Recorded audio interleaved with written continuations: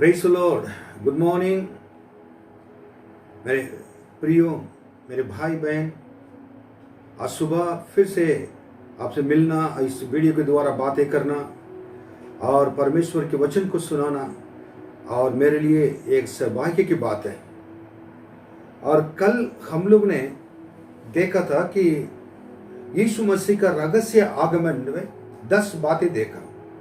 कल 5 बातें मैंने बताया था और उसके बाद उससे पहले 5 बातें कुछ समय से प्रभु यीशु मसीह के दूसरे आगमन के बारे में हम अध्ययन करते आ रहे हैं।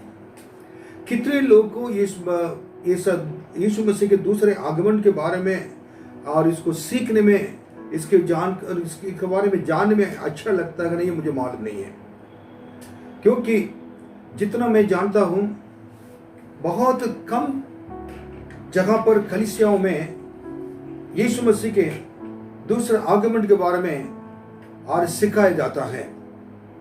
वो कलीसिया एक आत्मिक कलीसिया होती है, जहां पर परमेश्वर के लोग, विश्वासी लोग और प्रभु यीशु मसीह के और दूसरे आगमन के लिए इंतजार करते हुए वो प्रार्थना भी करते रहते हैं। तो ये सारी चीजें क्या कि हमें सीखना इसलिए जरूरी है, जानना जरूरी है। और जो कुछ बाइबल में लिखी हुई बात लिखा हुआ है, जो अंत के समय, ये संसार के अंत का समय आने वाला है और प्रभु यीशु ये संसार अंत होने से पहले वो आएंगे और कलीसिया उठा ली जाएगी, विश्वासियों की कलीसिया जो प्रभु के लिए जी रहे हैं। उसके बाद और तुरंत 7 साल और इस पृथ्वी पर आएगी क्लेश, महाक्लेश। 7 साल जगह पर पृथ्वी पर होगी, बहुत भयानक साल होंगे। जो लोग प्रभु के लिए इंतजार करते हैं और करते थे और जितने लोग उनके दोबारा आगमन के लिए आशा रखते थे और उनको उसके लिए हमेशा आशा रखते हुए और प्रभु से प्रार्थना करते रहते थे, वो सारे लोग कलीसिया सब उठा लिए जाएगी। और जगह पर जो लोग आधा यीशु के लिए जीते थे, आधा नहीं जी पा रहे थे। और उस समय यीशु मसीह के दूसरा आगमन को देखने के बाद और उसको सुनने के बाद इन लोग के अंदर जाग उठेगा, क्योंकि पवित्र आत्मा का समय भी खत्म हो चुका था और परमेश्वर का अनुग्रह के समय भी और दया की समय भी खत्म हो चुका था। अब कोई भी दया नहीं किया जाएगी और पाप के क्षमा नहीं किया जाएगी। उनके एक ही ऑप्शन, एक ही रास्ता बचा है, वो 7 साल बहुत भयानक और क्लेश और महा क्लेश के अंदर जाना पड़ेगा, जाकर और मसीह विरोधी उनको सताएगा और यीशु मसीह को बिना इनकार करते हुए अपने प्राण को खोना पड़ेगा उनके हाथों में। और उसके बाद प्रभु यीशु मसीह के लिए मरना पड़ेगा। उसके बाद वो प्रभु के राज्य में वो जा पाएंगे, प्रभु के साथ जाकर रह पाएंगे। जो इस काम के लिए हमारे जितने लोग अभी से सावधानी से चल रहे हैं और उस 7 साल जो क्लेश, महाक्लेश के समय पृथ्वी पर आने वाली हैं, जल्दी उसमें नहीं पड़ेंगे। Hallelujah, hallelujah. अब मैं आज एक खास बात बताना चाहता हूं। आप लोग जितने लोग देख रहे हैं, थोड़ा समय निकाल कर, इस समय आप फ्री हैं, अपने काम धाम छोड़ दीजिए। पहले से इसको देखने के समय काम भी करना है, देखना है, ना रखिए। ये खास संदेश है। ये संदेश अंतिम दिनों में प्रभु यीशु मसीह आने वाले हैं, उनके दूसरा आगमन नजदीक है और क्या क्या होगा, क्या क्या हो रहा है, क्या क्या हो चुका है, इसके बारे में अध्ययन करना जरूरी है। जब मैं इसको तैयार करता हूं, मैं पढ़ता हूं, मेरे हाथ कांप उठता है, मेरे शरीर में रोग खड़े हो जाते हैं और बहुत मैं कभी कभी घबरा जाता हूं। इतनी भयानक चीज है। परमेश्वर प्रभु अपने लोग को इसमें ना पड़ने दीजिए, मेरी प्रार्थना है। आइए, मैं समय को ये वेस्ट नहीं करते हुए मैं आपको क्या करता हूं, इसमें ले जाना चाहता हूं। आज के दिन आमोस की किताब में से हम देखेंगे कुछ बातें और यिर्मयाह की किताब में, यशायाह की किताब में भी 1-2 वचन भी देखेंगे। जो कुछ अभी कोरोना, ये वायरस बीमारी आकर सारी दुनिया को कब्जा कर रखा है, कई लोग अभी भी समझ में नहीं आ रहा है ये ऐसे ही आया है और कुछ समय के बाद क्या कहीं 1-2 महीने के बाद चली जाएगी, फिर सब कुछ सही हो जाएगा, लोग समझ रहे हैं। लेकिन बाइबल में ना इसके बारे में लिखा हुआ है क्या क्या होगा, ये सब बीमारी आने की वजह से, ऐसे समय आने की वजह से, दुख के समय आने की वजह से क्या क्या होगा लिखा हुआ है। मेरे साथ जितने लोग आप इस वीडियो देख रहे हैं, अपने ये तो ध्यान से देखिए। एक दोबारा मैं बताना चाहता हूं, पेन पेपर निकाल कर, नोटबुक निकाल कर रखिए और बाइबल खोल कर रखिए। आपको वचन भी इधर पढ़ाया जाएगा, आप सुनेंगे और सुनकर इसको मन में रखकर विचार कर कर आप प्रार्थना कीजिए। प्रभु आपको आशीष दे। निकाली मेरे साथ हम उसकी किताब 8वां अध्याय 2 वचन।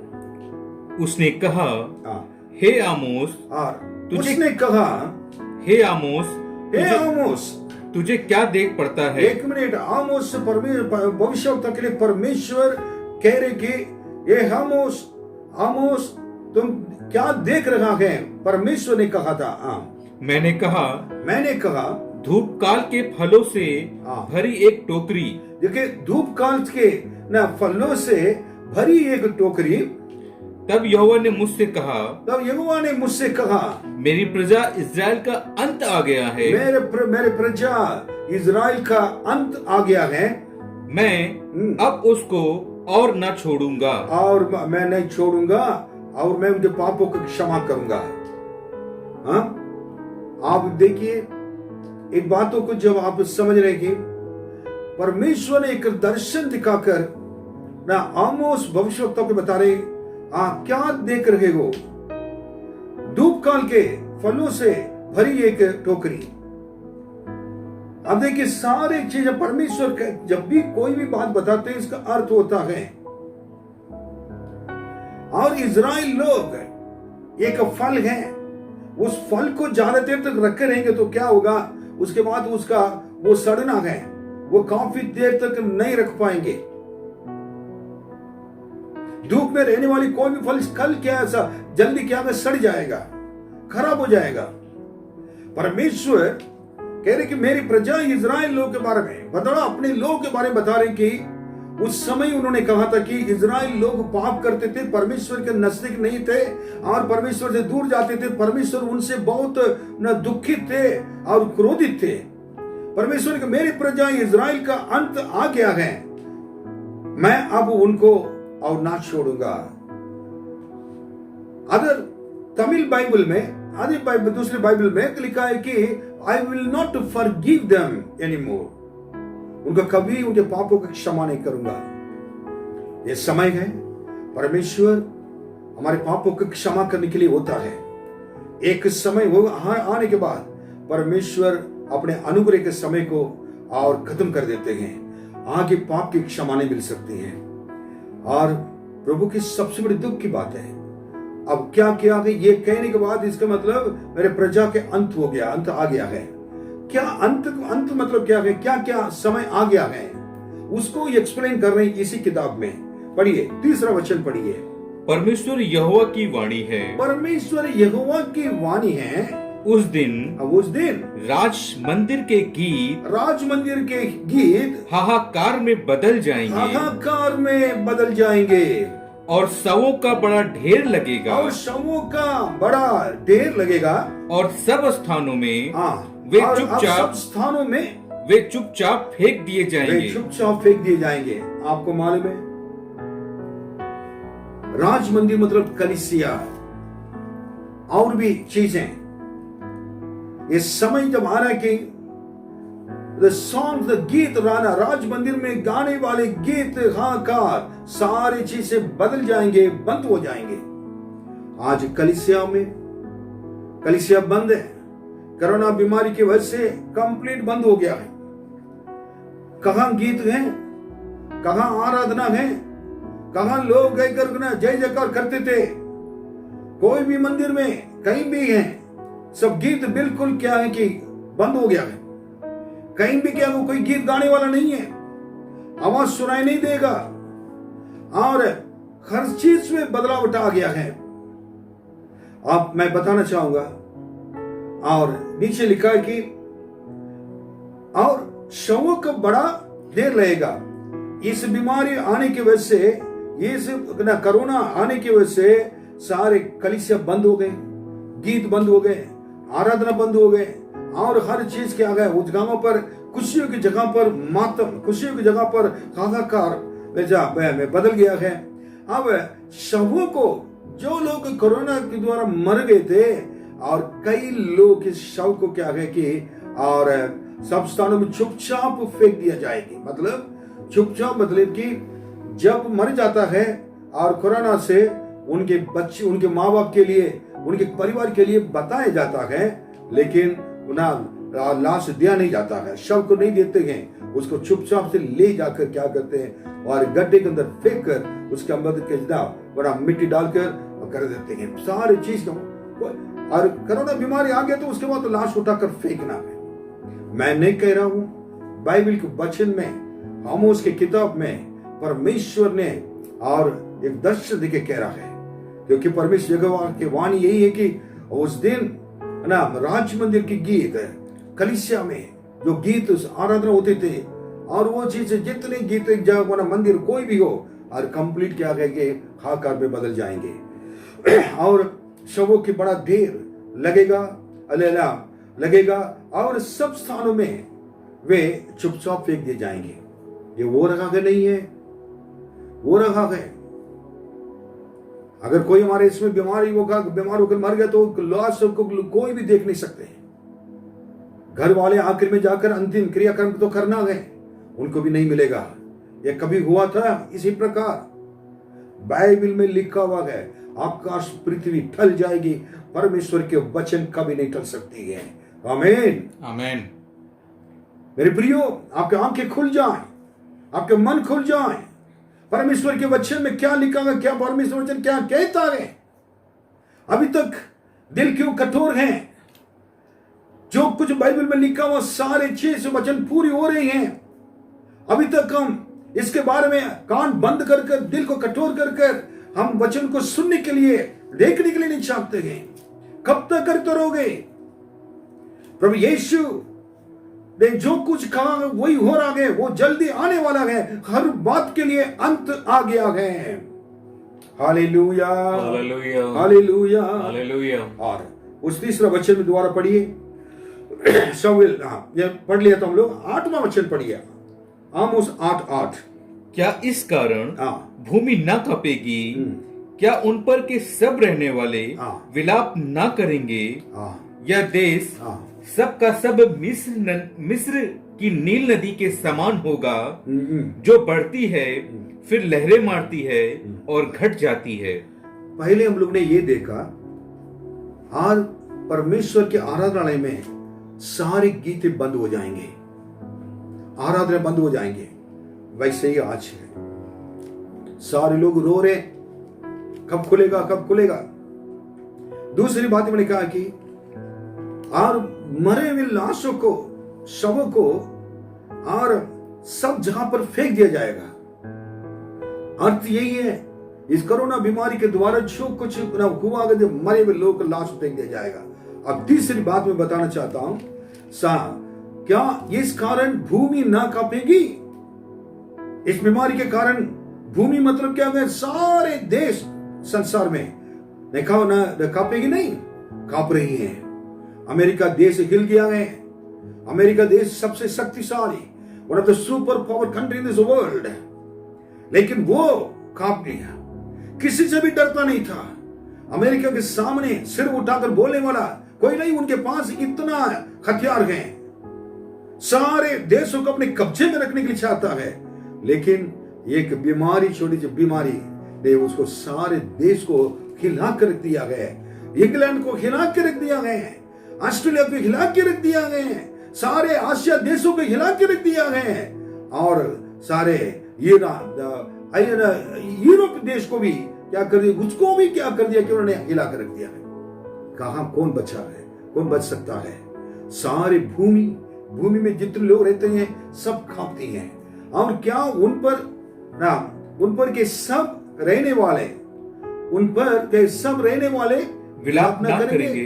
आज रो रहे, विलाप कर रहे हैं, विलाप नहीं करेंगे? हाँ, विलाप कर रहे हैं। अभी सारे लोग रो रहे हैं, मेरे बच्चे में मेरे मुझे ना बीमारी लग गया गए, मेरे ना भाई उधर है रह गया गए, मेरे बेटा इधर है, मेरे इधर है, हमारे घर के अंदर आ गया, पड़ोसी है, कब हमारे ऊपर आएगा मालूम नहीं है कोरोना, कब हम मरेंगे, अगर आ जाएगा तो क्या होगा, हमारे बच्चे के लिए क्या होगा। सारे लोग रो रो कर रोग आंसू बहाकर विलाप करते आ रहे हैं, कर रहे हैं।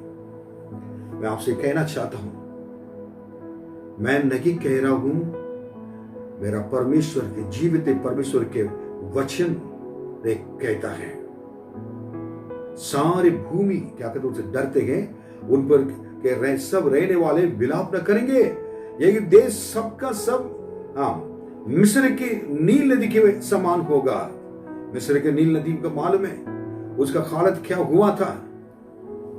परमेश्वर ने उनके इतना ना एक एक श्राप दिया था, उसमें मूसा ने मारा, खून बन गया था, वो लहू बन गया था। जो बढ़ती है फिर लेगरे मारती और क्या है घट जाती है, और बढ़ेगी फिर क्या है लेगरे मारेगी घटेगी। ये कोरोना बीमारी क्या है, पहले बढ़ती है और क्या करती है लेगरे मारती है फिर घट जाती है। जिनको लेगा ना बीमारी ठीक हो गया है, जो ठीक हो चुका है और कुछ 10 दिन के बाद चेकअप कराने के लिए गया, वो दोबारा कोरोना आ गया है, ठीक होने के बाद भी आ रहा है। सावधान रहे, परमेश्वर के वचन पूरा हो रहा है। और 10वां वचन पढ़े, मैं तुम्हारे पर्वों के उत्सव को दूर करके विलाप कराऊंगा और तुम्हारे सब गीतों को दूर करके विलाप के गीत गवाऊंगा। मैं तुम सब की कटी में टाट बांधूंगा और तुम सब के सिरों को मुड़वाऊंगा और ऐसा विलाप कराऊंगा जैसा इकलौते के लिए होता है, और उसका अंत कठिन दुख के दिन का सा होगा। आप देखिए, तुम्हारे पर्वों के उत्सव क्या करूंगा, दूर करके विलाप कराऊंगा।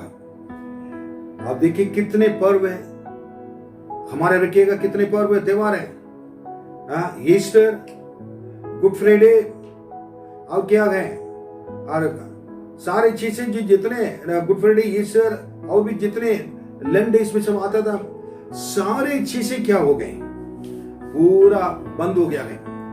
जितने आराधनालय में हर रविवार मीटिंग होती थी, कितना बाइबल स्टडी होते थे, कितना प्रार्थना सभा होते थे, कितने लोग ने बड़े बड़े ये सेलिब्रेशन खुशियां मनाने के लिए मीटिंग सारे करते, कन्वेंशन, कॉन्फ्रेंस, सब सारे चीजों को क्या कर दिया कि और ये उत्सव, पर्व के उत्सव दूर कर दिया है, उसके जगह पर विलाप आ गया है।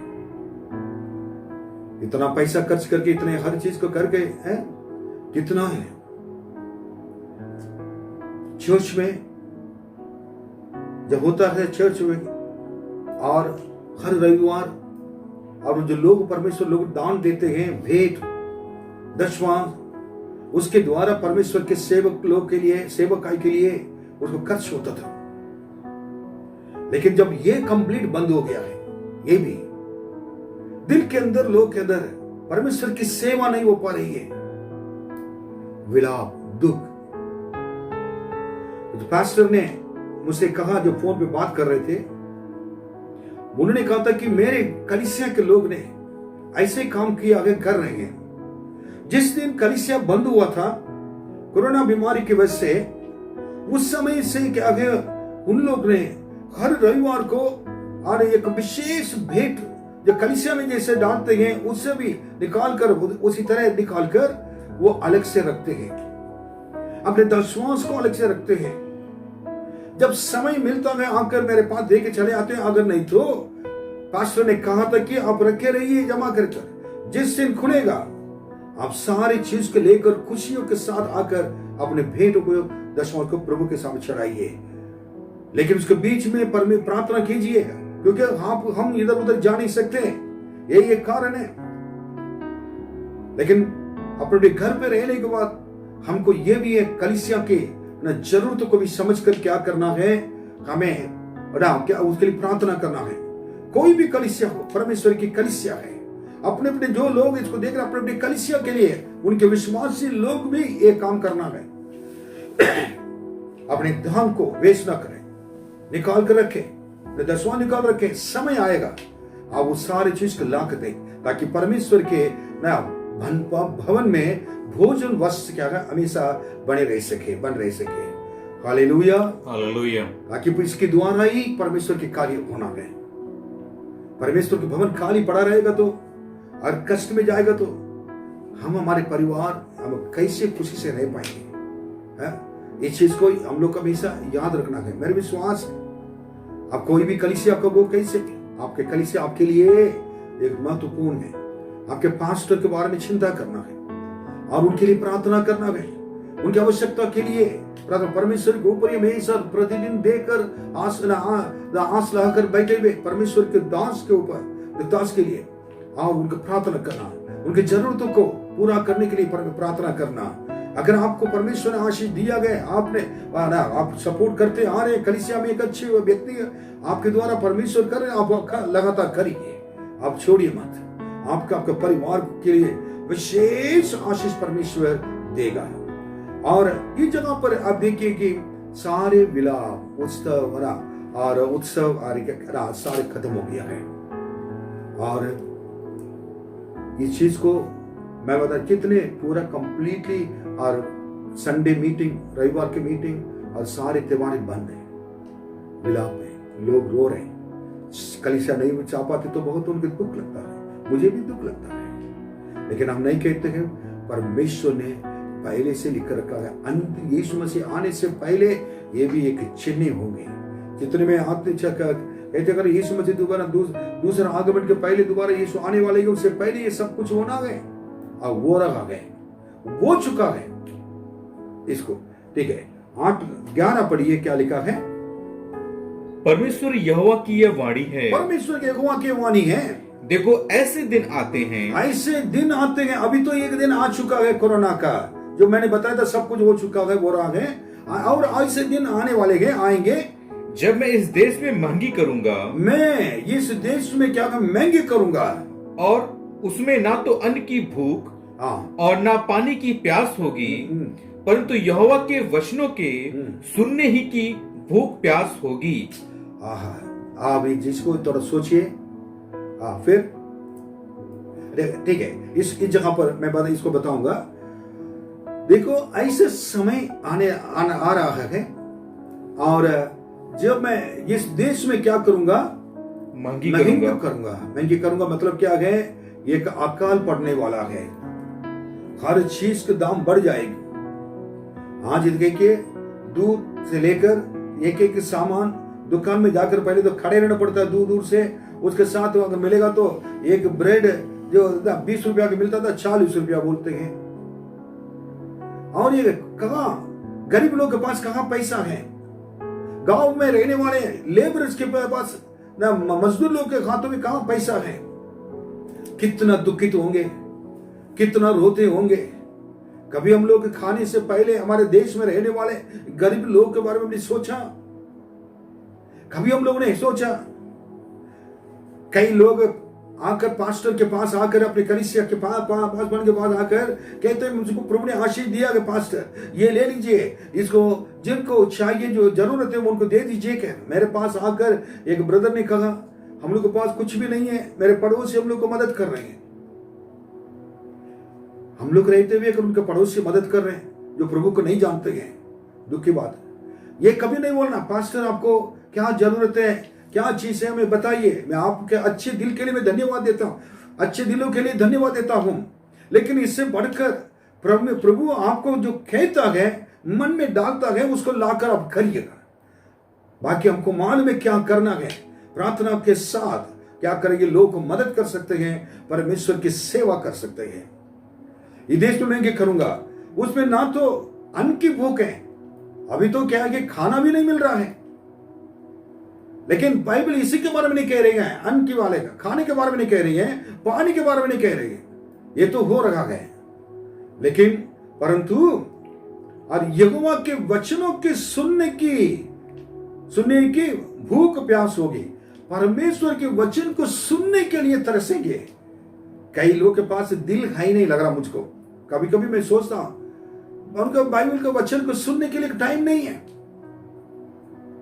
हमें प्रतिदिन प्रभु के सामने बैठकर रो रो कर प्रार्थना करते हुए, उसके बाद हमारे भाई लोग अपने घर छोड़कर जहां पर आकर वो भी मेरे साथ रहकर क्या करते कि हम लोग इस स्टडी को, इस संदेश को, इस वचन को तैयार कर कर प्रार्थना के साथ वीडियो को रिकॉर्ड कर कर आपके पास भेजते हैं।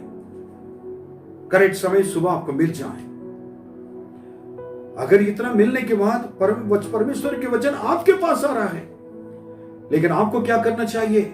उसको प्यास से और क्या करना कि इच्छा से उसको क्या करना कि उसको सुनना है।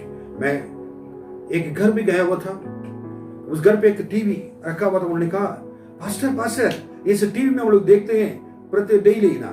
मैंने उनको कहा था कि लगा कर दिखाइए, लगा कर दिखाया। डेली आपके वचन जब आ रहा है कि हम लोग बैठ जाते हैं, सारे लोग क्या करते हैं इंटरनेट के द्वारा टीवी में डाल देते हैं और हम लोग आते हैं। कितना आनंद की बात है। आप लोग सुन रहे होंगे, सुनते होंगे। प्रभु आपको बहुत आशीष दे। और ये है कि लेकिन ऐसा समय आएगा ये वचन भी नहीं मिलेगा। आज तो कलीसिया में जाकर वचन नहीं मिल रहा है, लेकिन इंटरनेट के द्वारा मिल रहा है। लेकिन कितनी गांव में लोगों के पास है ना, बड़े मोबाइल होने के बावजूद भी इंटरनेट नहीं है, नेट नहीं चल रहा है। कई लोगों के पास बड़ा मोबाइल नहीं है, छोटे से नेट भी नहीं है। वचन के लिए तरसते हैं, कलीसिया नहीं जा पाते हैं। ये बाइबल कहती है देश को महंगे करूंगा। उस समय आप कोशिश करेंगे, उस समय लोग क्या करेंगे? आज जवान बच्चे, मैं बताना चाहता हूं, आप लोग आज उसको वचन को प्रतिदिन सुनना जरूरी है, नोट करना जरूरी है, पढ़ना जरूरी है। खाना जितना महत्वपूर्ण चीज है आपके लिए, जितना समय आपका समय इंपॉर्टेंट है, परमेश्वर के समय भी आपके लिए इंपॉर्टेंट है। 12वां वचन में क्या लिखा पढ़िए। लोग यहोवा के वचन की खोज में समुद्र से समुद्र तक और उत्तर से पूरब तक मारे मारे फिरेंगे, परंतु उसको ना पाएंगे। देखिए, और लोग यहोवा के वचन के खोज में क्या करेंगे? समुद्र से समुद्र तक। अभी मोबाइल में भी नहीं मिल रहा, यूट्यूब में भी नहीं मिलेगा, और किस चीज में भी नहीं मिलेगा। लॉर्ड, अभी सबसे बड़ा प्रॉब्लम क्या? अभी इसको ढूंढ कर खोज कर क्या करेंगे? वो लोग इधर घूमने शुरू करेंगे। कहा इस साइड में जाएंगे, उस साइड में जाएंगे, समुद्र पार करके जाएंगे और ये करेंगे, दूसरे शहर जाएंगे। उधर चर्च लग रहा, मैंने सुना था, कहीं भी नहीं है, वचन नहीं मिल रहा, पास्टर नहीं मिल रहे, सारे नहीं, कोई नहीं मिल रहा है, सब कुछ बंद हो गया है। मेरे प्रियो, मैं कहना चाहता हूं, ये 11वां वचन में परमेश्वर के वचन की अकाल पड़ने वाली है। आपको याद रखिएगा, परमेश्वर की आराधना का अकाल हो जाएगा। और परमेश्वर की आराधना बाइबल स्टडी के लिए और ना एक दिन वो भी इसमें अकाल पड़ जाएगा। सब महंगे हो जाएंगे, महंगे करेंगे। लेकिन आप क्या करेंगे उस समय? आज आपके हाथ में बाइबल है, आज आपके हाथ पास पास्टर है, आपके पास कलीसिया है, इसको प्रयोग कर लेना, प्रार्थना करो। ये बाइबल ठीक है। उसके बाद 13वां वचन पढ़िए। उस समय सुंदर कुमारियां और जवान पुरुष दोनों प्यास के मारे मूर्छा खाएंगे। उस समय सुंदर कुमारियां और क्या है कि जवान पुरुष दोनों क्या करेंगे? प्यास से और सच जो ये होते हैं। उस समय लोग लापरवाही से रहने वाले लोग हैं। जब वचन की कमी हो जाएगी, उसके बाद वो ना ढूंढेंगे, खोजेंगे। जीवन जो परमेश्वर के वचन को सुनते आ रहे थे, उनके पास आज सुन रहे कल नहीं मिलेगा तो वो भी परेशान हो जाएंगे, मुरझाए जाएंगे। आप देखिए, मूर्छा खाएंगे। इसका मूर्छा मतलब क्या मालूम है? They will be disappointed, discouraged। तो ये वेरी वेरी इंपॉर्टेंट है। ऐसा समय के लिए इंतजार न करें, परमेश्वर के वचन को अभी से पढ़ने शुरू करें। फिर उसके बाद आप पढ़िए कि यिर्मयाह की किताब 16वां अध्याय 9वां वचन पढ़िए। क्योंकि सेनाओं का यहोवा इस्राएल का परमेश्वर यूं कहता है, देख, तुम लोगों के देखते और तुम्हारे ही दिनों में मैं ऐसा करूंगा कि इस स्थान में ना तो हर्ष और ना आनंद का शब्द सुनाई देगा, ना दूल्हे और ना दुल्हन का शब्द। ये हुआ है नहीं हुआ, ये क्या ये हुआ है। 16वां अध्याय यिर्मयाह 9वां वचन में मैं अब कहने जा रहा हूं कि मैरिज हॉल्स, शादी के मंडप और म्यूजिक, बाजा वगैरह बजाएंगे, ढोल बजाएंगे और उसके बाद खुशियां मनाएंगे। और इसमें क्लियर लिखा है कि मैं तुम्हारे ही दिनों में ऐसा करूंगा कि इस स्थान में ना तो हर्ष और ना आनंद का शब्द सुनाई पड़ेगा। मतलब हर्ष आनंद मतलब खुशियां हैं और शादी विवाह हैं और हर चीज है और ये पार्टी है, ये क्या नहीं होगा, सुनाई नहीं पड़ेगा, बंद हो जाएगा। अभी कोरोना के वजह से सारे मैरिज हॉल बंद है, शादियां बंद है और सारी चीजें कुछ भी सुनाई नहीं देता है। ना ये म्यूजिक बजाएंगे ना कोई चीज कर सकते हैं। और साथ साथ ये लिखा है ना दूल्हे और ना दुल्हन का शब्द क्या है, सुनाई देगा। अब ये देखिए ना दुल्हन का शब्द ना, वो भी उनके बेचारे परेशान, दुल्हन भी परेशान है, उनका शब्द भी बिल्कुल सुनाई नहीं देगा। कोई भी शादी वादी नहीं है। ये होने से पहले परमेश्वर ने कई हजार साल के पहले लिख कर रख दिया हमारे लिए यिर्मयाह के द्वारा। अभी है no happiness will be, no party, no marriage party, no marriage hall, हर जगह पर सुनसान, बाहर जाइए कुछ भी मजा नहीं आ रहा है। कहां रह रहे हैं, शमशान घाट में रह रहे हैं ऐसा लगता कभी कभी। ये सब परमेश्वर ने कभी भी बातें अब हो रही है, जो हो चुका है। उसके बाद 16वां अध्याय में उसी में 7वां वचन पढ़िए। और ना लोग पिता या माता के मरने पर किसी को शांति के कटोरे में दाख मधु पिलाएंगे। पढ़िए। तू भोज के घर में इनके साथ खाने पीने के लिए ना जाना। दोबारा इस 7वां वचन थोड़ा सा इसको हम देखिए। और ना लोग पिता या माता के मरने पर किसी को शांति के लिए कटोरे में दाख मधु पिलाएंगे। जो अंतिम संस्कार होना है और वो चीज भी अपने हाथों से माता पिता के लिए नहीं हो सकता। इसका अर्थ यही है।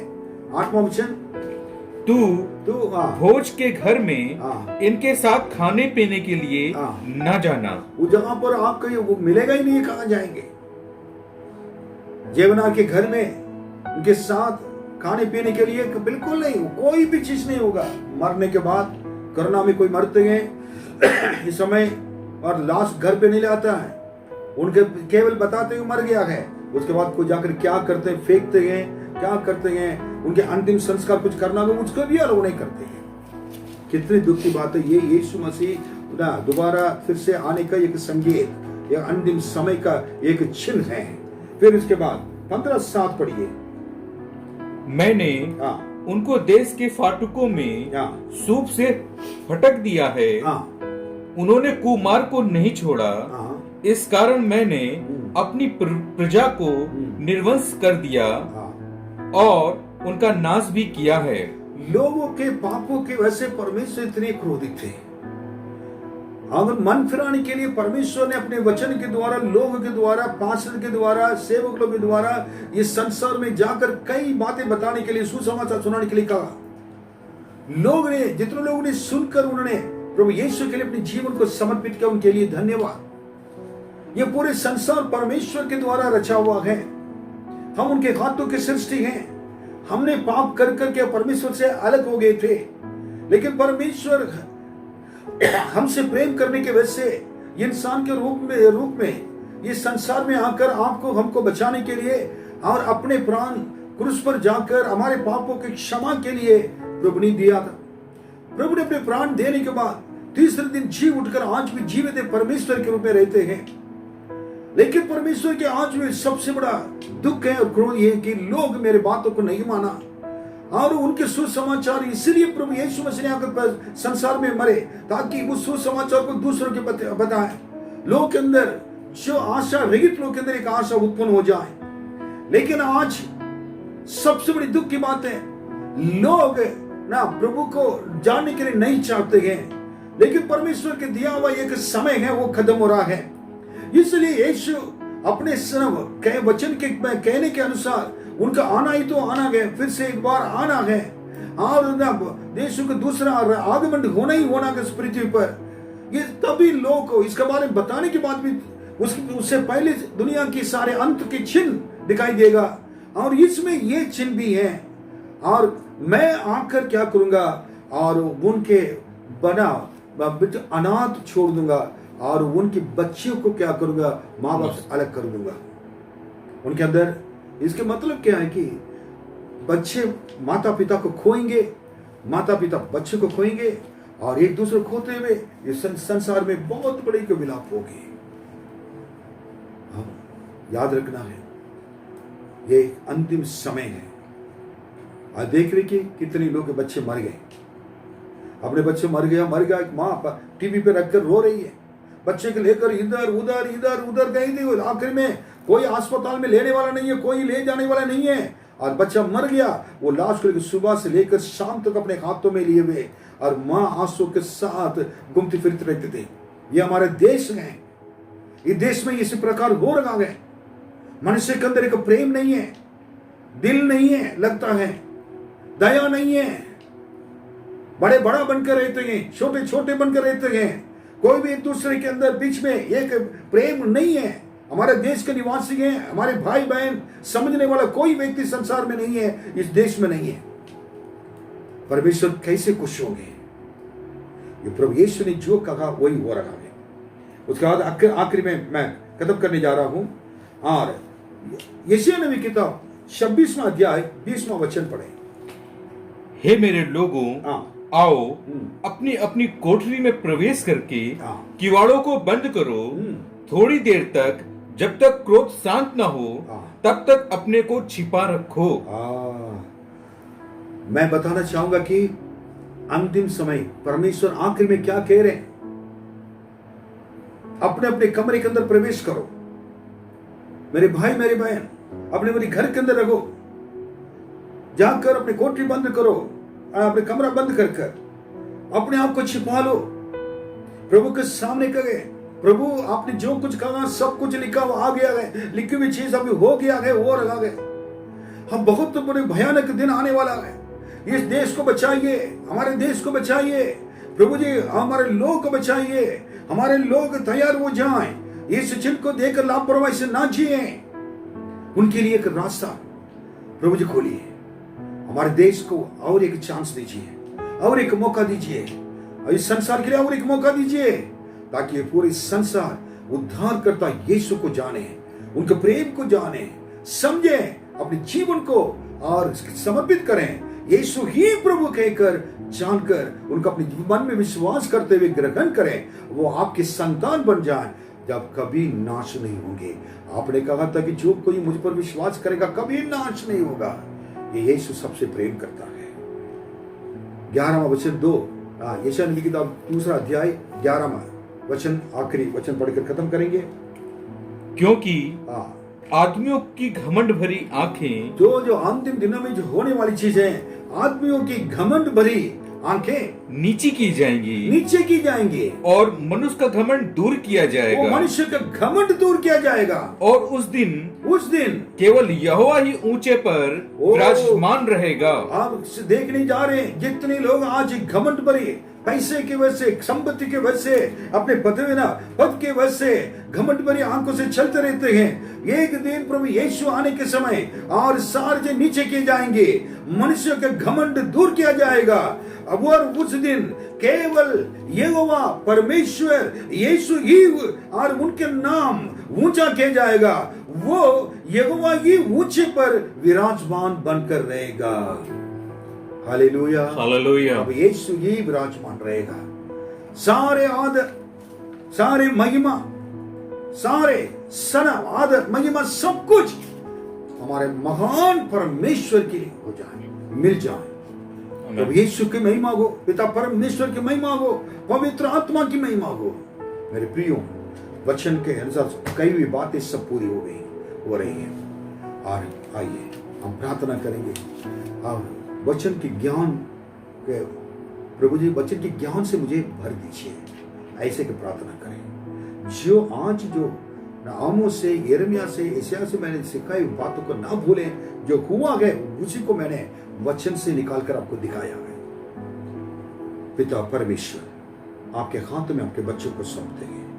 धन्यवाद राजा, आपकी दया की खातिर प्रभु। जो इस जगह पर हुआ है, ये जगह हो रही है, और हर बातों को प्रभु जी वचन के द्वारा हम लोगों ने देख लिया है। आप प्रभु जी आगे चलकर हमारे लिए कुछ भी उपाय नहीं मालूम है। आप ही सब कुछ हमारा है, आप ही हमारा पर प्रभु है। आपके नजदीक रहना, आपके वचन को पढ़ना, आपके साथ चलना ही मेरे लिए कर्तव्य है। धन्यवाद, आदर महिमा सब कुछ आपको देते हैं। आपके बच्चों को जहां भी हो अपने घर पे उनका आशीष दीजिए, आपकी दया की हाथ उनके ऊपर रखें। धन्यवाद, उनके सारी जरूरतों को पूरा करें, आंसू बहाने से दूर रखें, कष्टों से उनको दूर रखें, उनकी सारी जरूरत प्रभु जी आपके द्वारा पूरी की जाए। धन्यवाद, यीशु के नाम में।